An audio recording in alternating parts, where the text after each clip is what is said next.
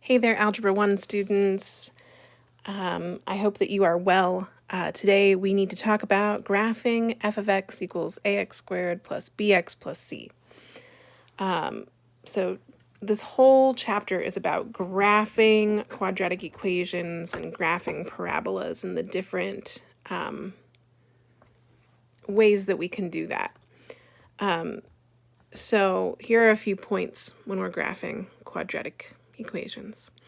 The graph opens up when a is greater than 0, meaning it opens up, right?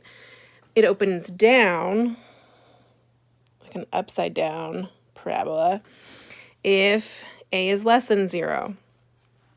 All right, also c is your y-intercept. That's where it crosses the y-axis every time.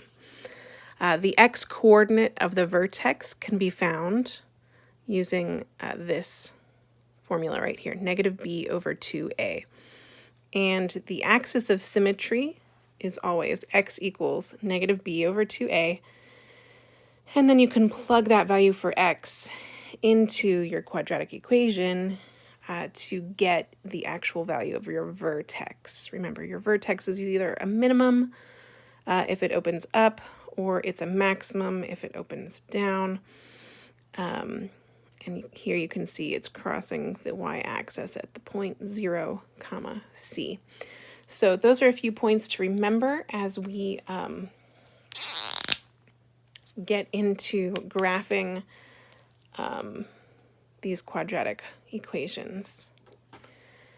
So let's take a look at this particular problem here. It says f of x equals x squared minus 10x plus 2, and we need to find the axis of symmetry. And so if we need to find the axis of symmetry, we just want to use this formula x equals negative b over 2a.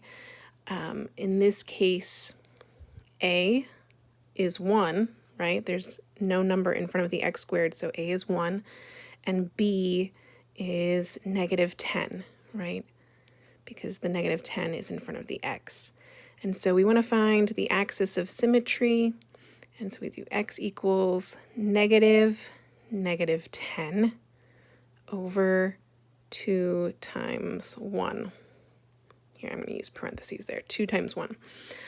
So the negative cancels, and that becomes a positive 10 over, well, 2 times 1 is just 2, and 10 over 2 is 5. So your axis of symmetry is x equals 5. Now, if we need to find the vertex of this parabola, right, the vertex is a point. And so we're going to take the equation, but we're going to evaluate it at 5 to solve for the y value. So it'll be 5 squared. Oops, that should be a minus 10 times 5 plus 2. And 5 squared is just 25. Minus 10 times 5 is 50, and then plus 2. So 25 minus 50 would be negative 25, plus 2 would be negative 23. And so the vertex is the point 5, negative 23. For this particular problem, we didn't have to graph anything. We just had to find the axis of symmetry and the vertex, and that's how you would go about doing that. Now, let's say we have another problem.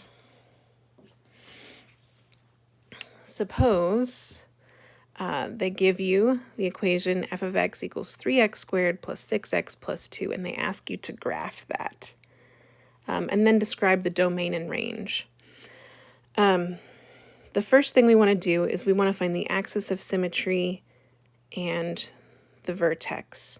So the axis, remember, can be found by doing x equals negative b over 2 times a. And so in this case, a is 3, b is 6. And so we do x equals negative 6 over 2 times 3. We simplify that and equals negative 1. So our axis of symmetry is negative 1. And so I'm going to sketch that in right there. Okay, x equals negative 1. Now we need to find the vertex, right? So we plug in the -1 for x into the original equation. We get 3 times -1 squared plus 6 times -1 plus 2. And we simplify this. -1 squared is 1. So it becomes 3 times 1 minus 6, because 6 times -1 is a -6, plus 2. And we simplify that and we get -1. So our parabola goes through the point -1, -1, and the 3 is positive, so we know that it opens up, right? It opens up. And this point here, 2, it crosses the y-axis at 2. And because of our axis of symmetry, we can mirror that over to the other side of the axis of symmetry. And now we have 3 points for our parabola. And I'm just going to connect them carefully and draw it like that. Now we still need to talk about domain and range, right?